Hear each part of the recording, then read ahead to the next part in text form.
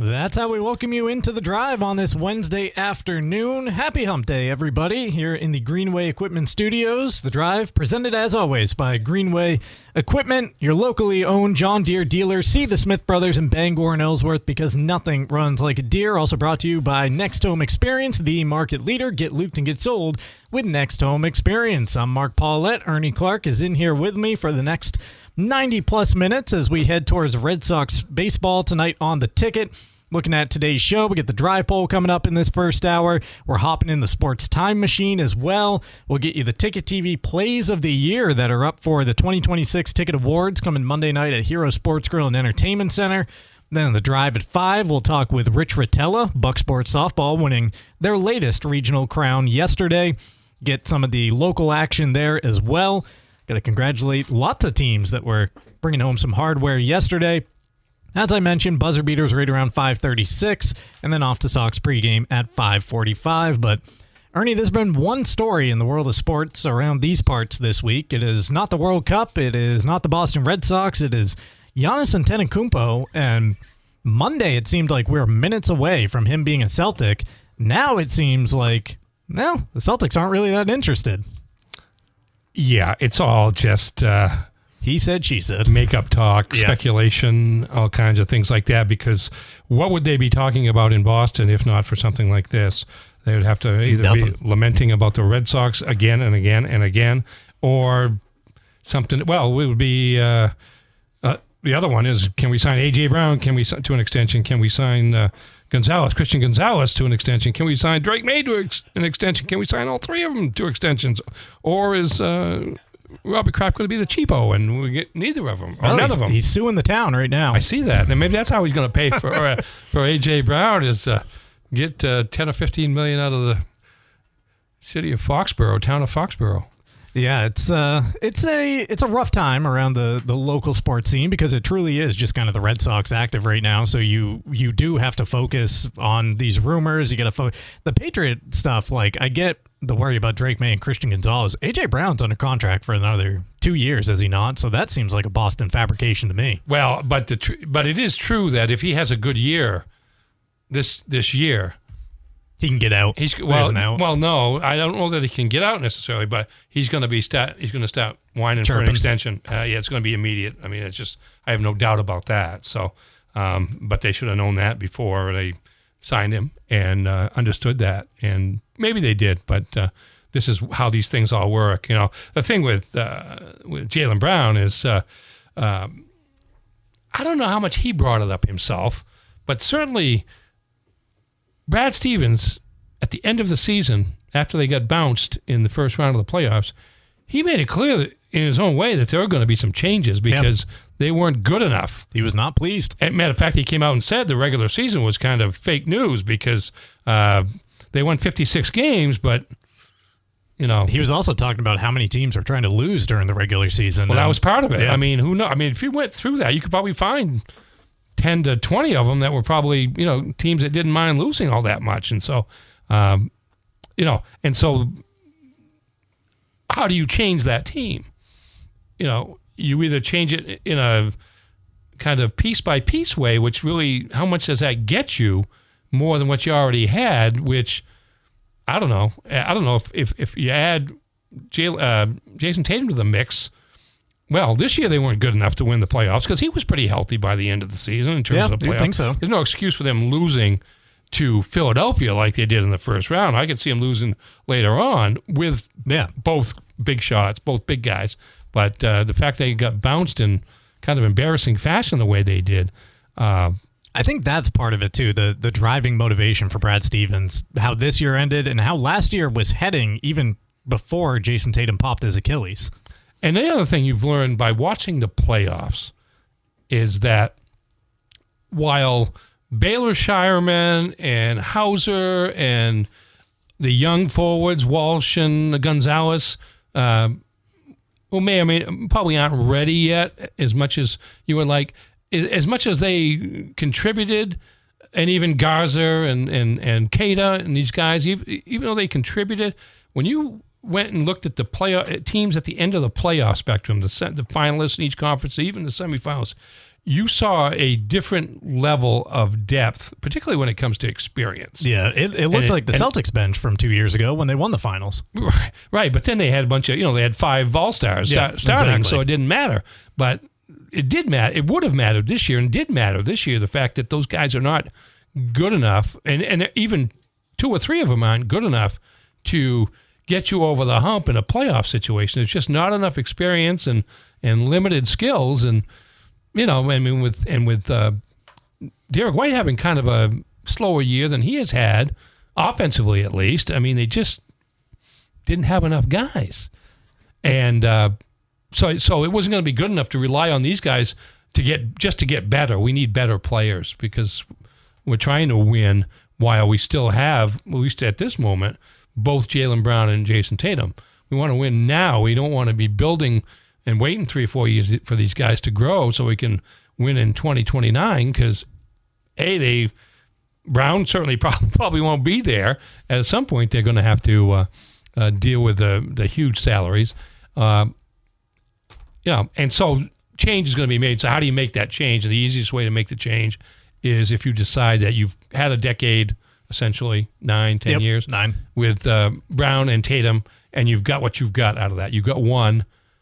And really, when you think about it at the beginning of it, when you realize these guys were pretty good, you probably thought you were going to have more already. If I'm going back in time, I would have expected 2 or 3 at this point. And it's tough now to go back and say, well, they kind of underachieved over that period because they were in the Eastern Conference Finals, it seemed, every year up until the last 2, went to 2 NBA Finals, they won the one.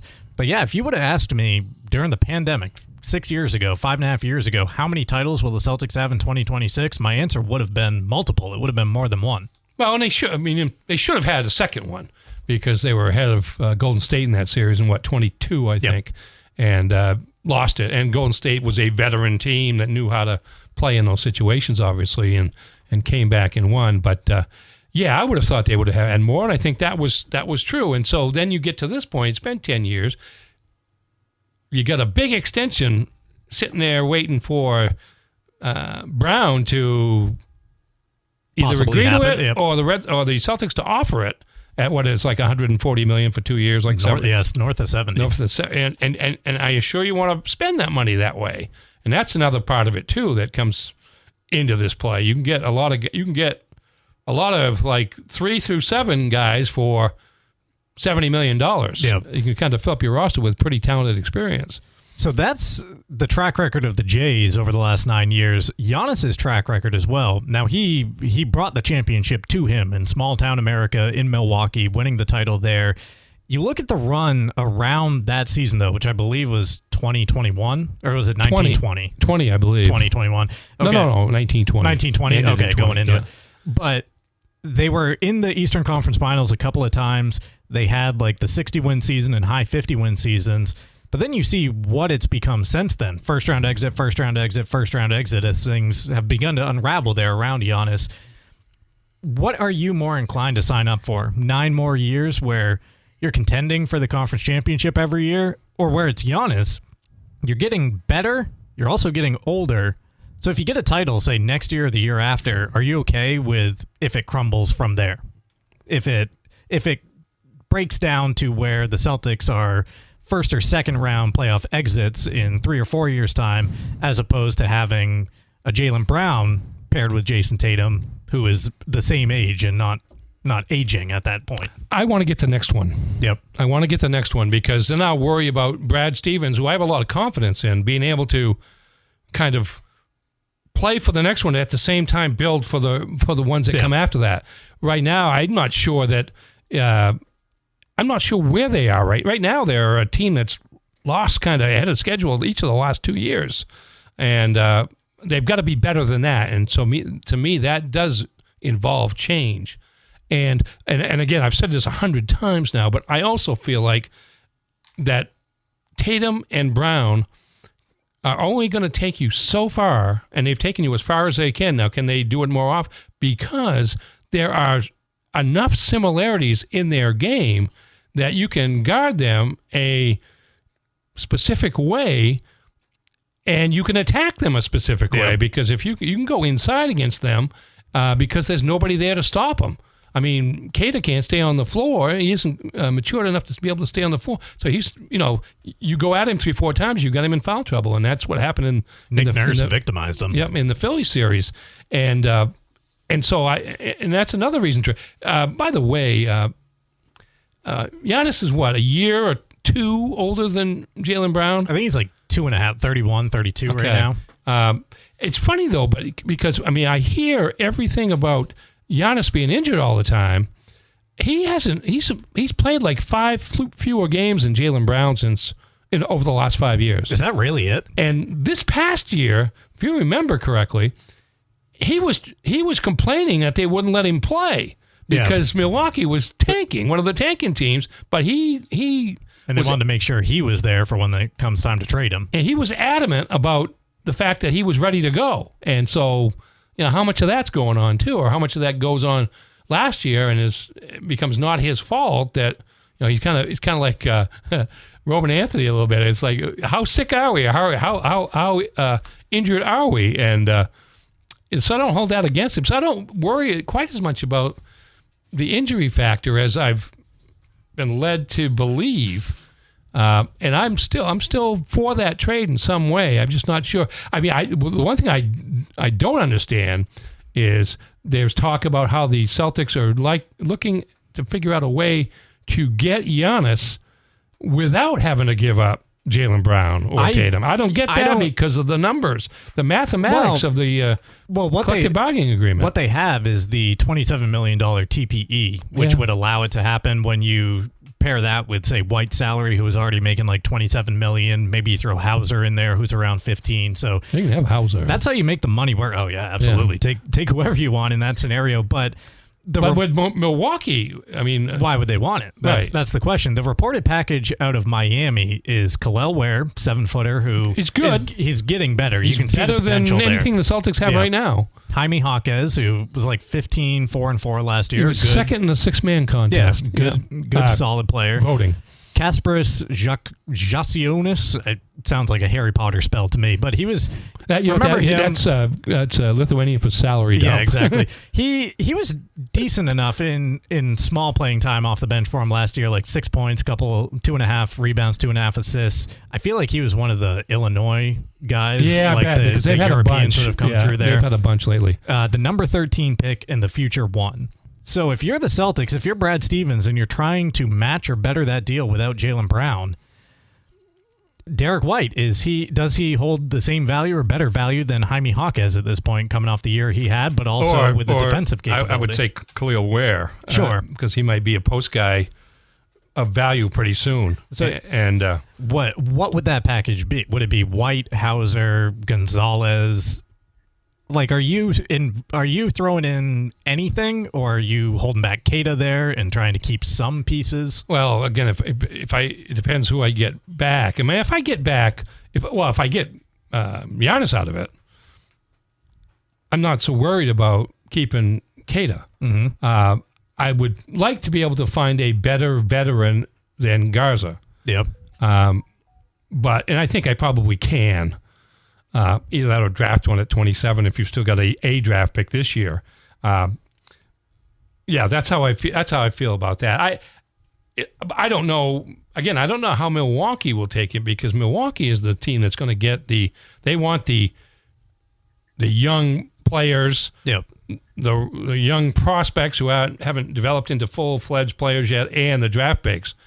I don't know what they would want. They would want some sort of post presence, having given up Giannis, but I don't know because at what level they want somebody like that. You hear that package, and on the surface, you would think if Jaylen Brown is dangled in front of the Bucks in any scenario, they go with that offer, right? Because where specifically, like, you could see him becoming a yearly All-Star guy. Even Jaquez, like, if he's given 35 minutes a night, who knows? Is he a 26-6 kind of guy? Yeah, I'm not sure he is. Anything but a bench guy now. That's what I mean. See. So if Jaylen Brown is all of a sudden the centerpiece of a deal, doesn't that trump anything Miami brings to the table? But most of the deals I see don't have Brown going to Milwaukee. Yeah, they have him going to Atlanta, or they have him going to the Clippers. Maybe Kawhi Leonard's thrown into the mix, something like that. So. I'm not sure. And there was the quote unquote report today that we have to take those for what they're worth that Jaylen Brown doesn't want to play in Milwaukee. That came out today. Well, I mean, because if he is, I understand that because he wants to play for championships too, and that's why Giannis is getting out of Milwaukee. He doesn't want to. He doesn't feel like he has a chance to play for championships because they have lost. I mean, since they won the championship, Chris Middleton was injured for 2 years, and now he's gone. He was the second best player and an all-star with the Bucks, and also Holiday. Holiday was there at that time. Was a key part of it, and because he's long gone. Portis, the Lopez's. Milwaukee, yeah. I mean, they lost a lot of people. Again, that's a smaller market franchise, and that's the price that they paid for giving, in part, for giving Giannis the money that he's got to this point, as opposed to getting rid of him earlier. Any worry the longer this drags on that you could alienate Jaylen Brown, knowing how proud of an individual he is about himself and his own skills? Well, the easy thing to say is, well, if he signs the extension, that'll take care of that. Yeah. And he's a smart guy.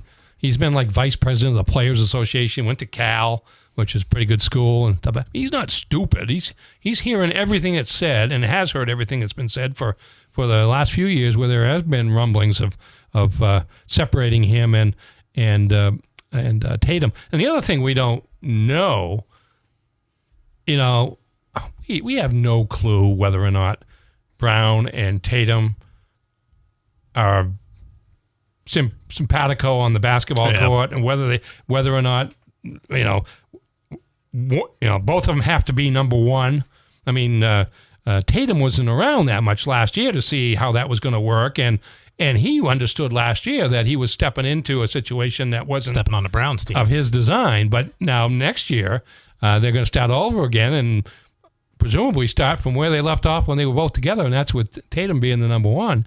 And then now Brown has got a taste of it, a full season taste of it, and the knowledge he can do it to some degree.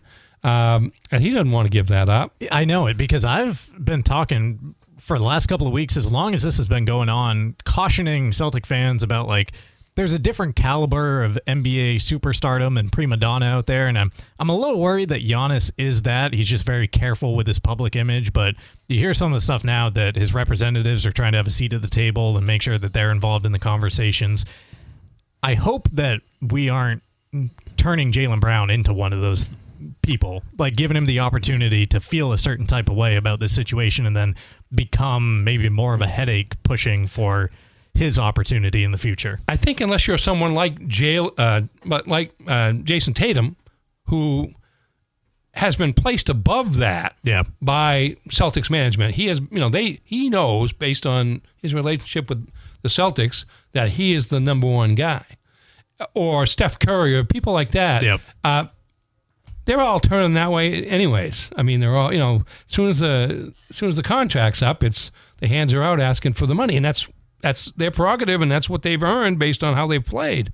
But so I mean, it's hard to get around that because the way the contracts are structured now, teams can only have X number of guys making $50 million. It can't. Yeah. Not everybody can make $55, $60 million. They don't allow it anymore on the same team. And so, you either put up with it the way it is in terms of being Part B instead of Part A in terms of Brown's case, or you pitch the idea of going somewhere else. We don't know if he ever asked for a trade or not. I mean, he publicly, again, he's a smart guy. Publicly, he's said all the right things in terms of, I'd love to play for the Celtics for another 10 years and everything's beautiful and all that. We don't know that. I mean, we just don't know that. And so, I mean, that would be a read you would get, I think, a little bit from all this talk that's been going around, is that, well, if everything was so beautiful, why are we trying so much to get rid of him? At least, but every summer it seems like the name comes up. But is it the Celtics that are trying to make a move, or is it the Milwaukee trying to up the price? Yeah. Is it bloggers and people just trying to create more storylines? Yeah, getting people to listen to the radio, whatever. I mean, we just don't know. The good news is we should find out within the next week, because the draft is coming up. Hopefully. We hope that that's an actual timeline and that we can move beyond this, that Jimmy Haslam and company are trying to orchestrate it. But he is not the controlling owner of the Bucks, correct? He's just a minority owner, even though he's kind of the wick of the situation. He's the spokesperson. Now, interestingly enough, in the last 48 hours or less, comes word that the Celtics are trying to move up in the draft. Yep. And again, so, who are you giving up to do that? You can't give up. Sam Hauser doesn't get you to move up in the first round. I would almost imagine that's like the 27 pick plus a first next year or a future first or like assets that come with it. Yeah. And how much one has to do with the other, I don't know. I mean, they have X number of assets to use, and that would require additional assets from what you would use to get Giannis. And so it was interesting to me that came up. Yeah. I mean, I see all the mock drafts for the Celtics at 27. There's 3 or 4 guys that are mentioned all the time as a big guy from North Carolina. Yeah, he's kind of become the popular one, moving up a little bit. So the thought was like, is that who the Celtics might be trying to chase? And that, if he's moving up, then you might have to chase him a little bit. But that would be the type of guy I would go for, whether or not they have Giannis or not. I mean, he's a 7-footer. He does have 3-point range, which was a little scary because they might just tell him to shoot out there 15 times a game, like we don't shoot 3-pointers enough. But I could live. But it was interesting to me that they were looking to move up. Now, if it's just a matter of a spot or two, then maybe they can, maybe Jordan Walsh or the promise of Jordan Walsh or Hugo, which I don't think they want to get rid of him now. I like too him. Soon. I like that potential. Yeah, but still, it is potential. It's just that, and so I don't know. Again, hopefully we'll find out soon enough. It's kind of all this stuff gets old after about a week. Yeah. You hear enough different things, so it kind of makes you think about it at least, and draws you to an opinion on how you'd like to see them do it. But the more you hear, the less you believe any of it because you're not getting it from anybody who is. It might as well just be you and I starting a rumor here in Bangor, Maine. Absolutely, could be. You get your buddy from Chicago to say, he was talking. Matt Spiegel, who was stranded with us last week. Heard news from the East Coast that the Celtics are looking to involve Derek White in. That's just a short trip from Milwaukee. Yeah, that news makes its way up there real quick, and before we know, we got Giannis sweating. Yeah, then you're on the podcast with Brian Windbag there. The Drive. Windhorse. There we go. The Drive brought to you by McDelivery through Uber Eats, DoorDash, and Grubhub. 2 sausage McMuffins with egg, 2 hotcakes, 4 hash browns, and 4 small hot coffees, all for just $19.99. That's a bundle deal, over 40% off for a limited time. Main Street and Union Street in Bangor, as well as Wilson Street in Brewer. The 2026 Ticket Awards coming on Monday to Hero Sports Grill and Entertainment Center. Heroes is the place to be in downtown Bangor and at herosportsgrill.com. And we're brought to you by UMaine Athletics. Football is coming. Actually, I want to make sure to talk a little a Maine athlete coming up here at some point in today's show. We got a 2-star commit coming to Orono. Did you hear about this, Ernie? No, did not. 2-star, sorry. 2-star. 2-sport. 2-sport commit. Okay. Yeah, I noticed your face when I said 2-star. You're like, why are you telling me about a 2-star? Football's one of them. Football, baseball. Okay. Yeah, a kid from Pennsylvania coming up to play quarterback and possibly shortstop or pitcher. Yeah, but this is the place to do something like that. Exactly. He decommitted. I think he was a Quinnipiac football commit and then received the opportunity to play both at Maine, decommitted. And that's a pretty good recruiting strategy right there. Yeah, he's... Well, we're talking about him now. Might as well bring it up for a minute. The kid's name is Jack Kenneth. I got it in the headlines here. Pennsylvania athlete, shortstop, right-handed pitcher by trade, decommitted from Quinnipiac for the chance to play both at UMaine.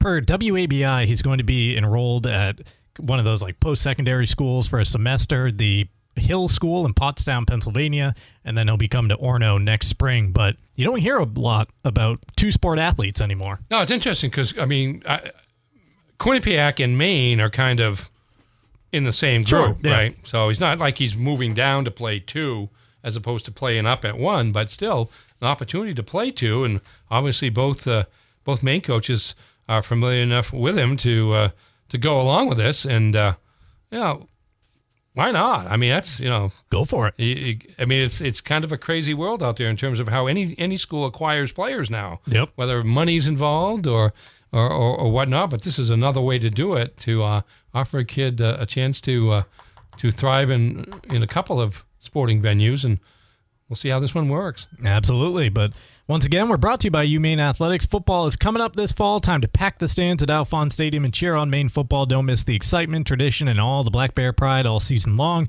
Season tickets on sale now. Visit goblackbears.com/tickets today and secure your seats. That'll do it for the first segment. When we come back, we got to talk a little Red Sox, unfortunately.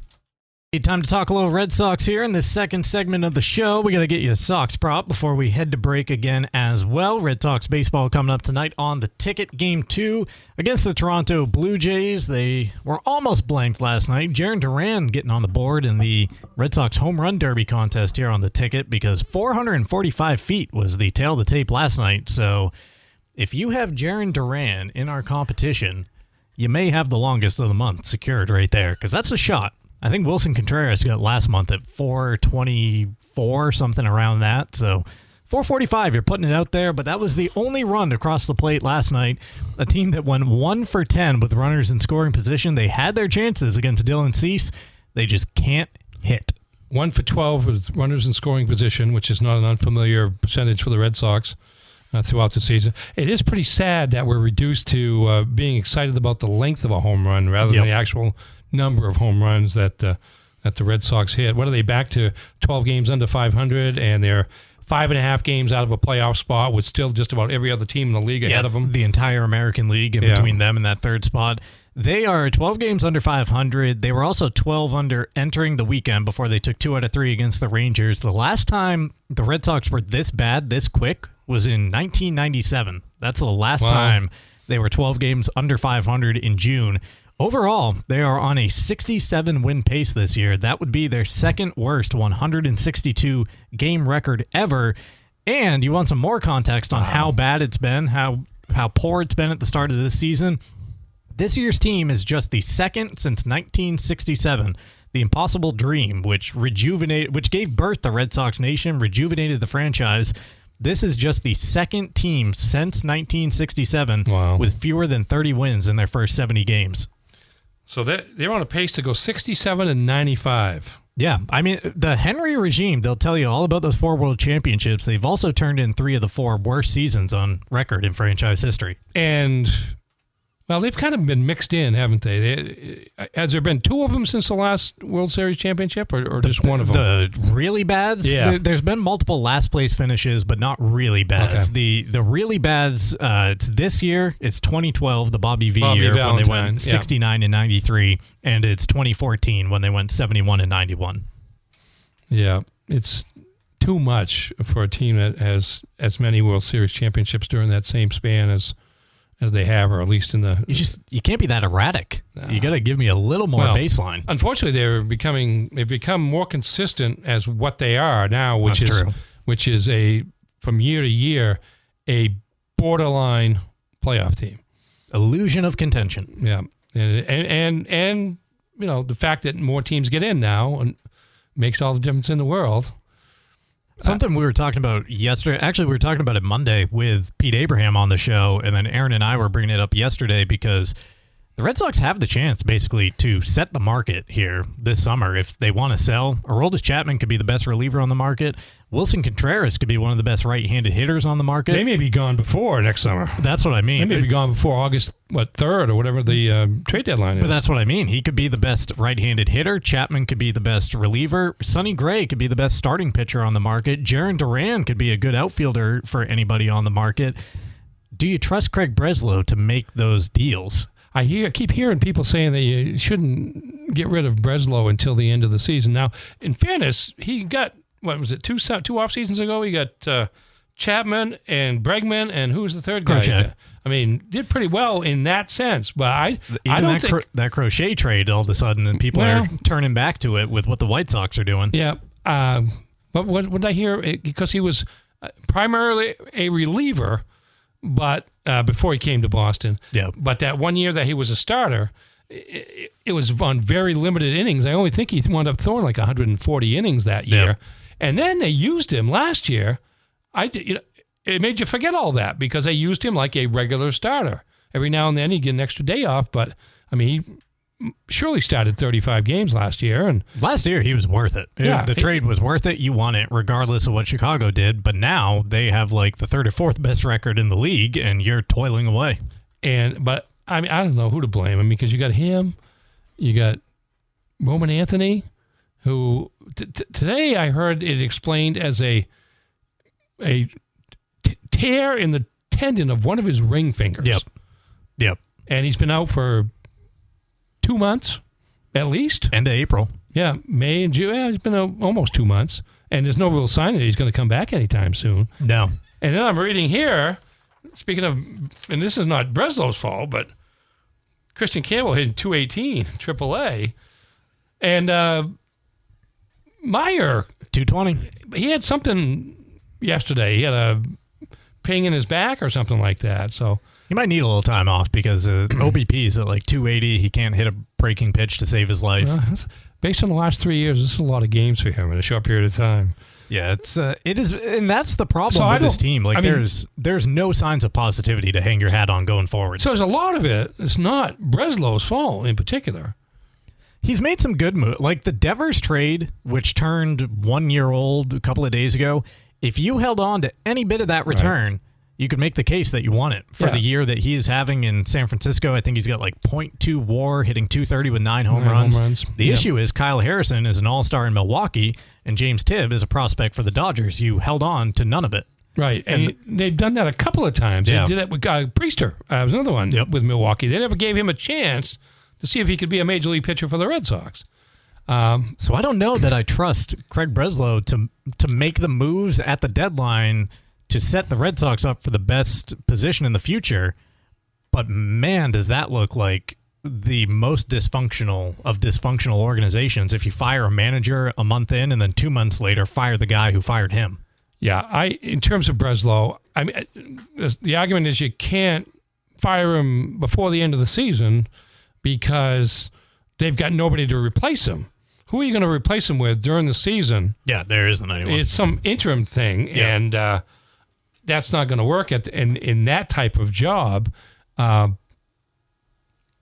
at the same time, like you say, is he the guy you want to be maneuvering all those trade chips at the deadline? Make me nervous. You know, I mean, what are you going to get back for him? You know, get guys that the next guy's going to get rid of as soon as he takes the job? I don't know. I mean, he's not somebody that inspires a lot of confidence. I will say this, but they haven't had a GM, as far as I'm concerned, that inspire much confidence since Dombrowski. Because, I mean, you knew what he was going to get, and maybe you didn't like the fact he spent more money than you probably wanted to spend, perhaps. But you got you 112 wins that year or whatever it was. That 118. He won 18 and got you a title. So it's pretty hard to.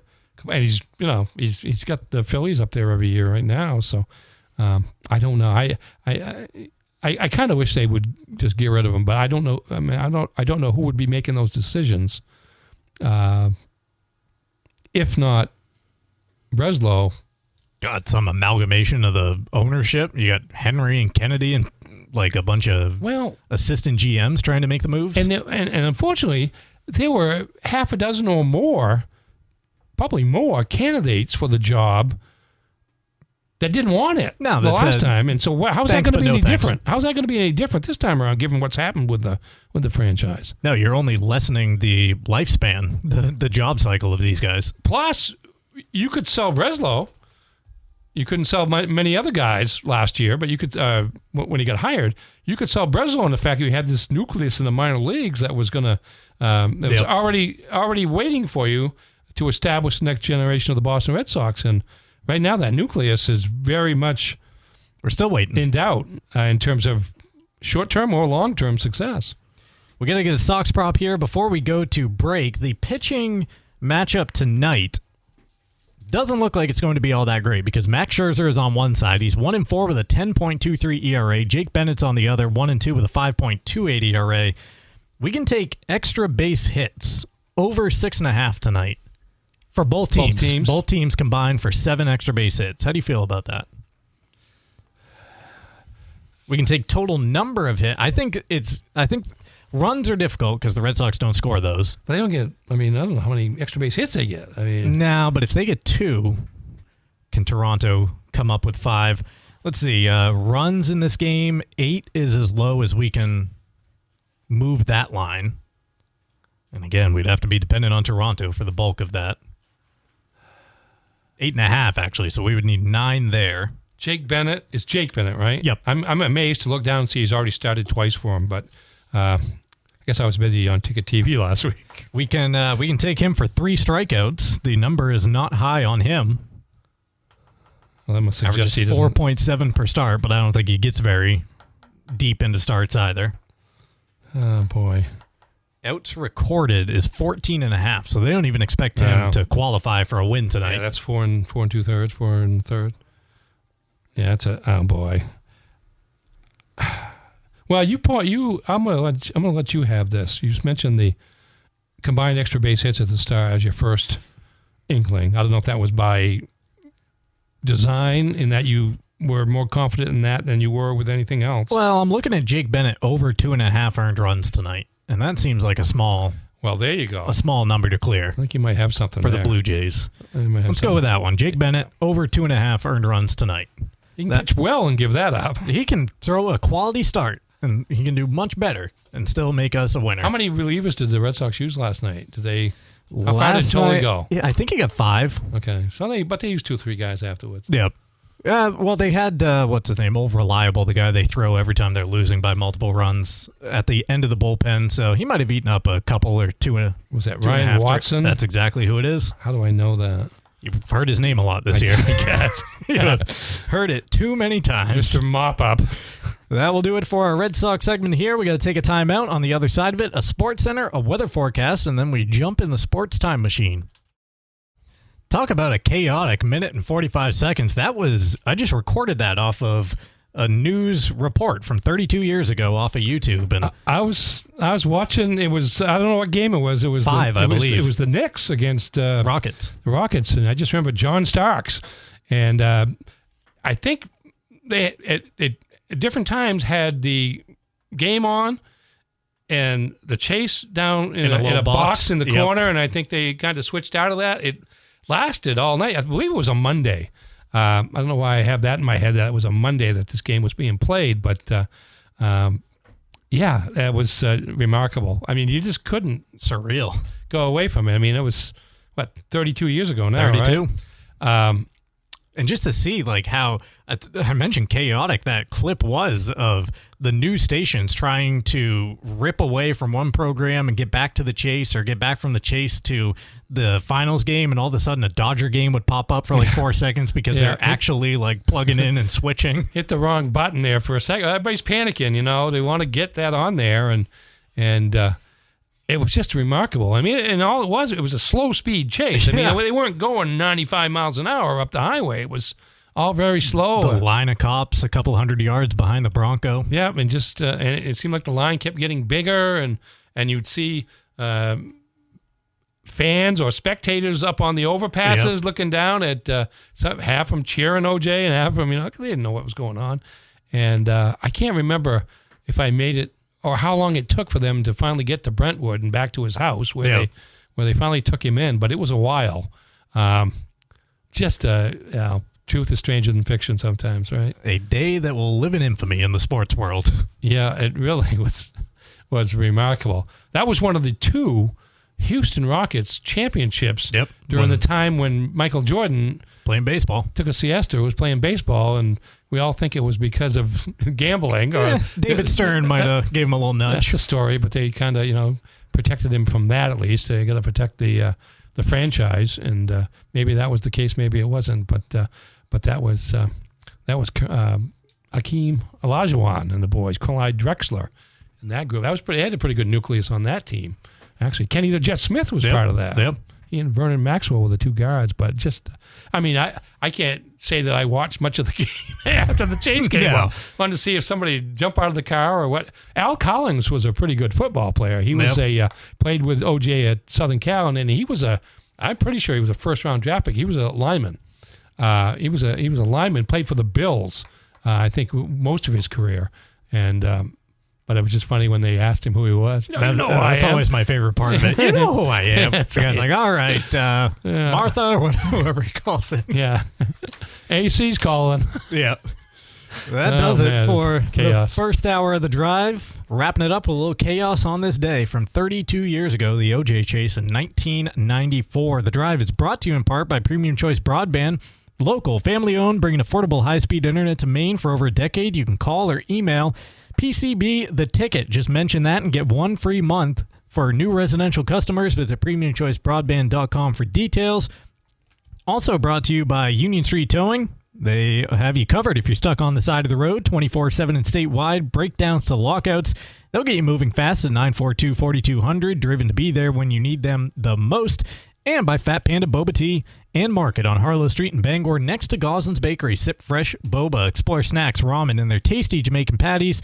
Also visit their brewer location on Wilson Street next to Hannaford. The Drive at 5 comes your way next, and getting it started with some local action. We are going to play for you the Ticket TV Plays of the Year. They're up for the 2026 Ticket Award. That's how we'll start off the Drive at 5. Then we'll hear from Rich Rotella of Bucksport Softball. Get you a sports center and a weather forecast. Red Sox pregame takes over at 5:45. Welcome into the Drive at 5. If you're hanging around with us from last hour, thank you for doing that. If you're getting in your car and heading home for the evening, it should be a beautiful one out there.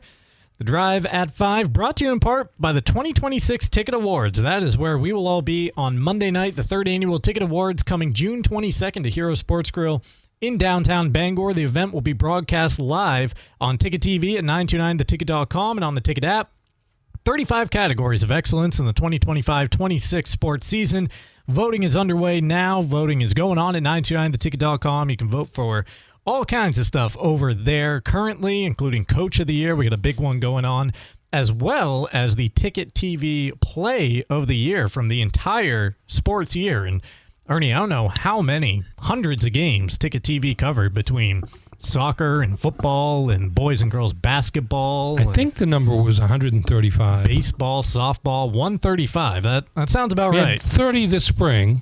It was a busy year. Yeah, I think, yes, it had to be. That's just Ticket TV because we did another the additional 60 or so plus, on the radio during the basketball tournament. But that's the number between football, soccer, boys and girls soccer, basketball, boys and girls basketball, lacrosse, game of 2, and baseball and softball. Yeah, so we were busy. We've been busy over the last 10 or 11 months, and here is a listen at 7 of the best plays that we saw on Ticket TV. These are the 7 plays from the 2025-26 sports season up for 2026 Play of the Year. Have a listen.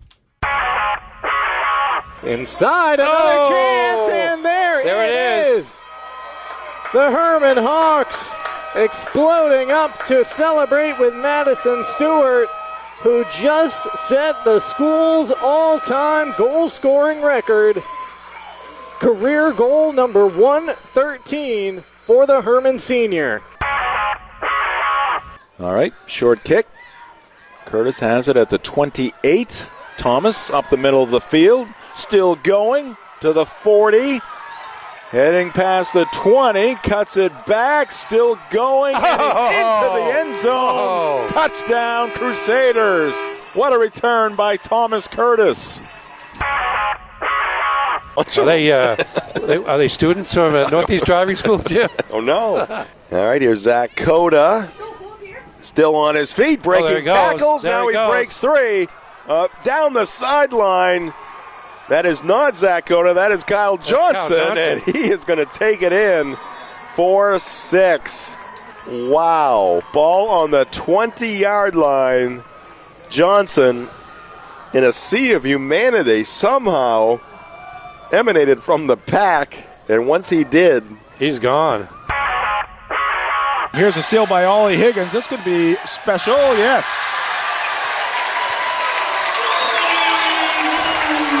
It's one of the more casual dunks you see from Ollie. Well, he wanted to make sure it went in because they've struggled to score, like you say, but he had about 4 lengths on the field there.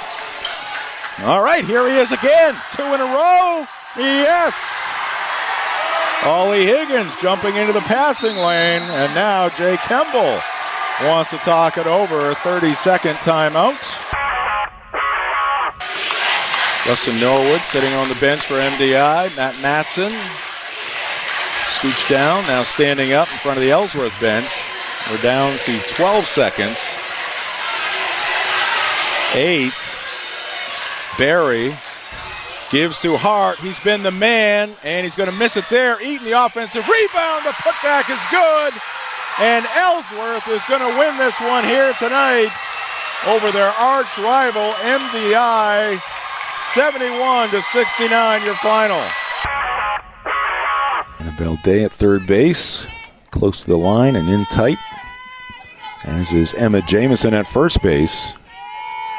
Young's 1-1, and that is a soft line drive and a diving catch by Jillian Ford deep in that shortstop hole.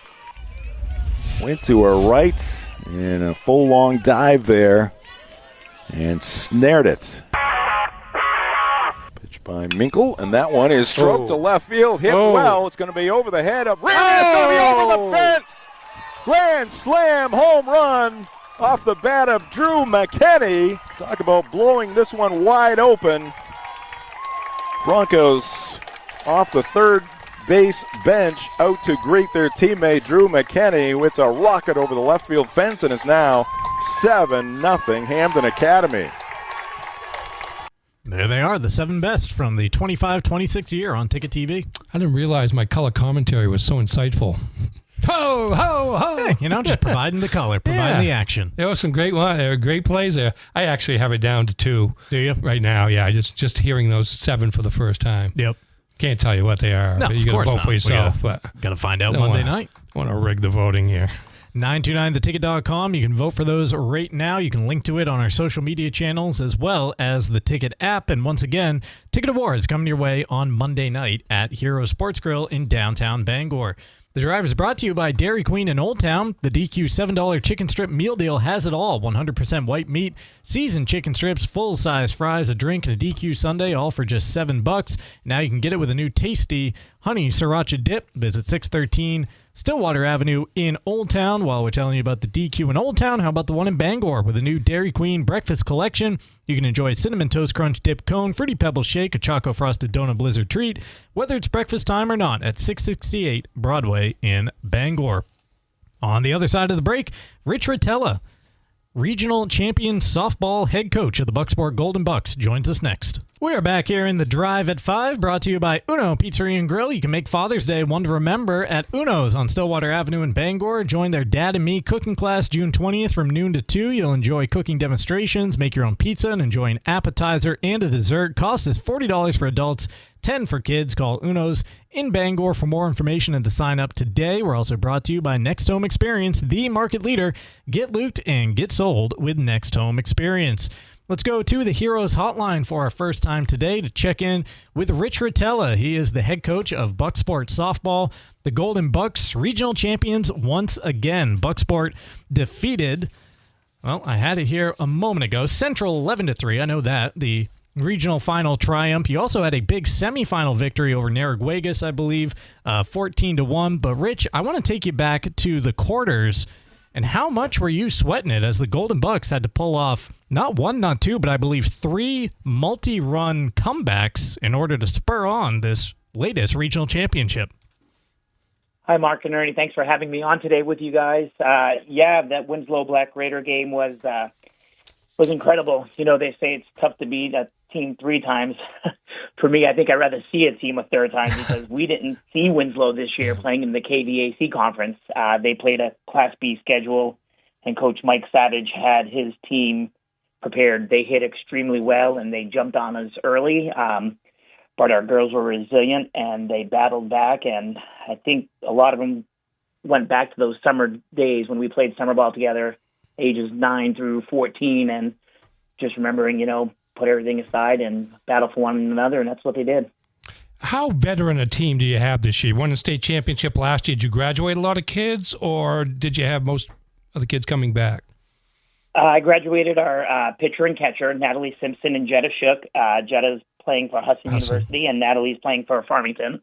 Okay. I have 5 seniors this year. The entire outfield, 1st and 3rd. I've got a junior pitcher catcher, Marina Keene's pitching, and Emma Clement is catching. I have a sophomore at short and a freshman at 2nd. So that sounds like you're pretty good for the future here to reload on the fly and keep this Golden Buck dynasty going, because it's not just the reigning state champion Golden Bucks. This is, 4 consecutive regional titles in a row now?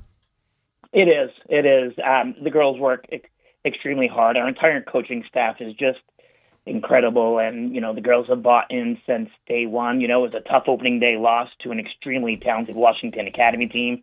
Bella Cyrone was pitching lights out, and Washington Academy came. We had a talk the next day as a team, and have rattled off 18 wins since.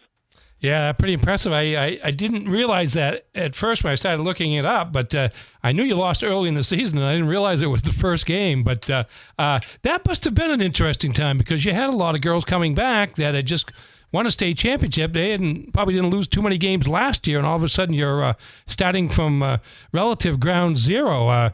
Was there a value to that as you look back on it? I mean, obviously you would like to be undefeated at this point, but you're still at the same place you had hoped to be, and that's in a state championship game.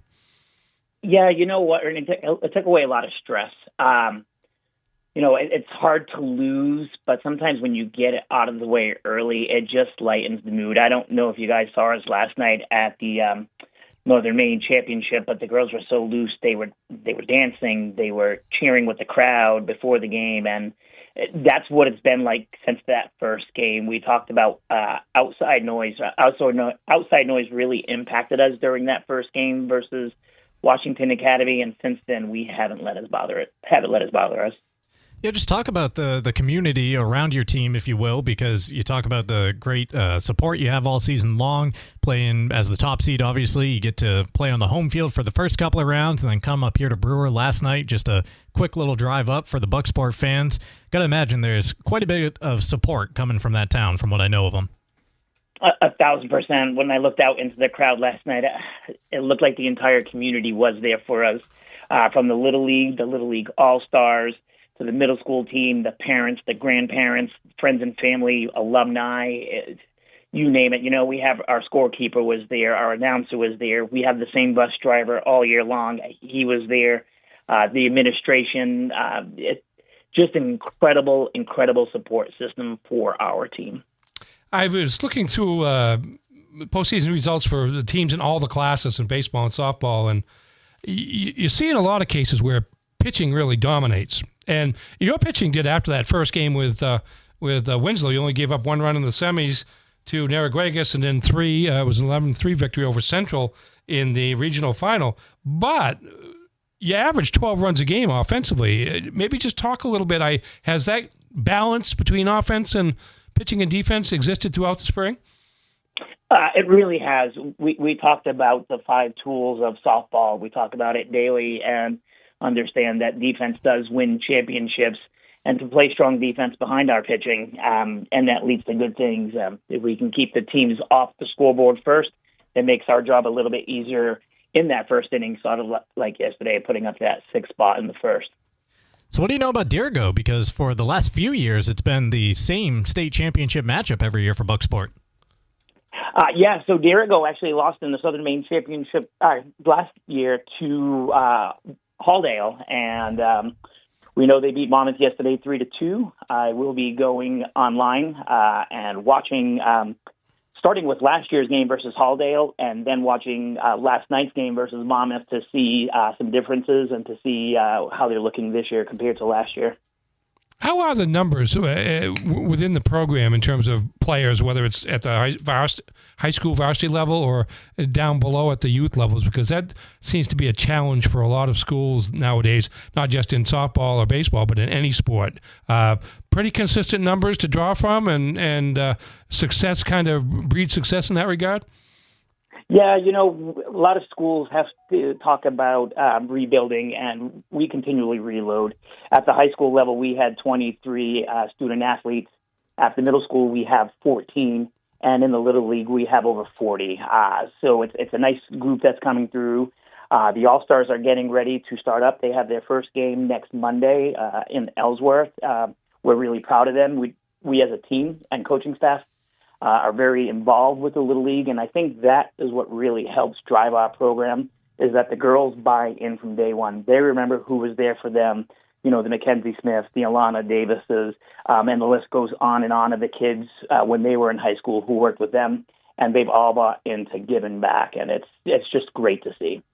He's Rich Rotella, head coach of Bucksport Golden Bucks softball. The Golden Bucks taking on Dirigo this coming weekend for a state championship, 4 straight regional titles. So, Rich, congratulations to you and your team once again. I think Ernie's got one more thing for you. I was just going to say, and you basically have a home game too, 1 o'clock at Brewer High School, correct?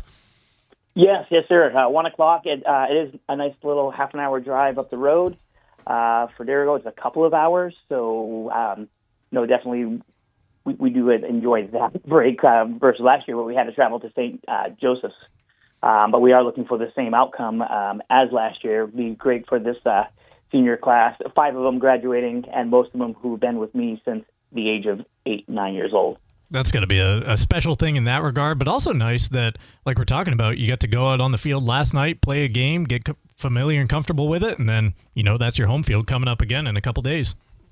Yes, absolutely. I mean, it's a big advantage. The South had that advantage last year, and this year we have that same opportunity. Hoping the weather holds up for this weekend. Like to hear what Todd Simcox has to say, so I'm sure I'll be listening for the weather update during the rest of the ticket this afternoon. There we go. We'll make sure Ernie gets you one on the other side of this break here.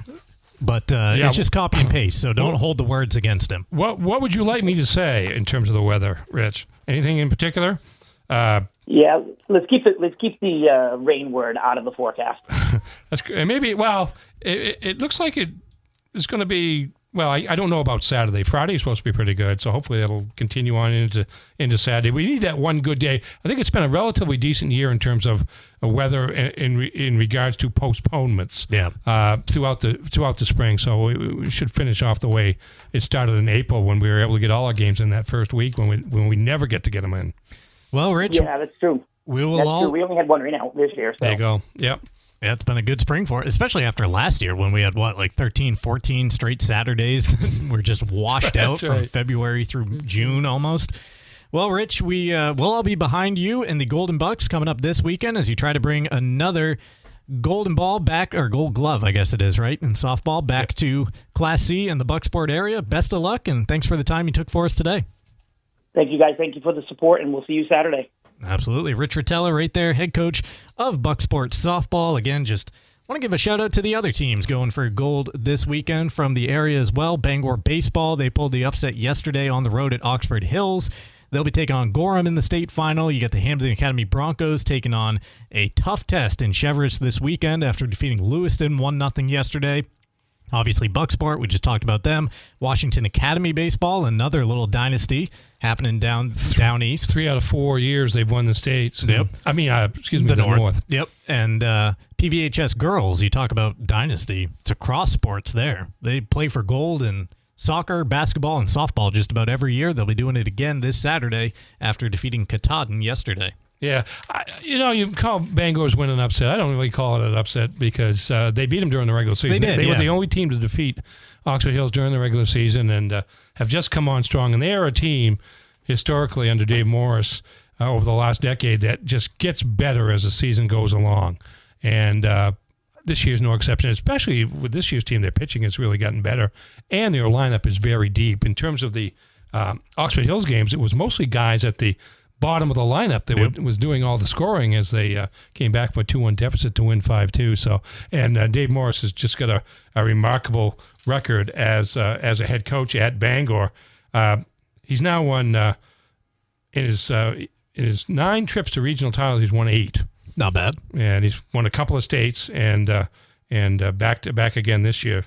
And yeah, and for these kids, for the players, again, this is the 4th straight year that they made it to the regional championship game. This is the first one that they had won for this particular group. They had lost the previous 3, so they get over the hump, and they've got it should be a fairly even game. Who the heck knows, when you get to this point, everybody has a good day, everybody has a bad day. You just hope your good days come on days like Saturday. A lot of teams with a lot of winning ways in the area on the baseball and softball diamonds. That is for certain.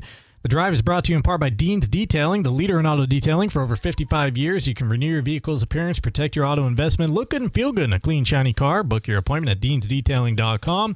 Father's Day is Sunday. If you have yet to get Dad anything, be a hero. Grab him a Dean's gift card. Also brought to you by Casella. Good pay, good people, good life. Find your place in the power of hard work at Casella.com. That will do it for this segment. On the other side, we'll get you that promised weather forecast along with a SportsCenter update, and then it's off to buzzer beaters and Red Sox baseball. That does it for us today, because the Red Sox continue to start these games at 6:45. As long as they want to do it, I'll keep allowing it because it gets us out of here half an hour earlier. Do we know that it's going to continue like throughout the summer? Or? I don't know. Honestly, I have not looked ahead enough at their schedule to see. Last year, I thought it was only like an April, May, and September deal, but here we are extending into mid-June.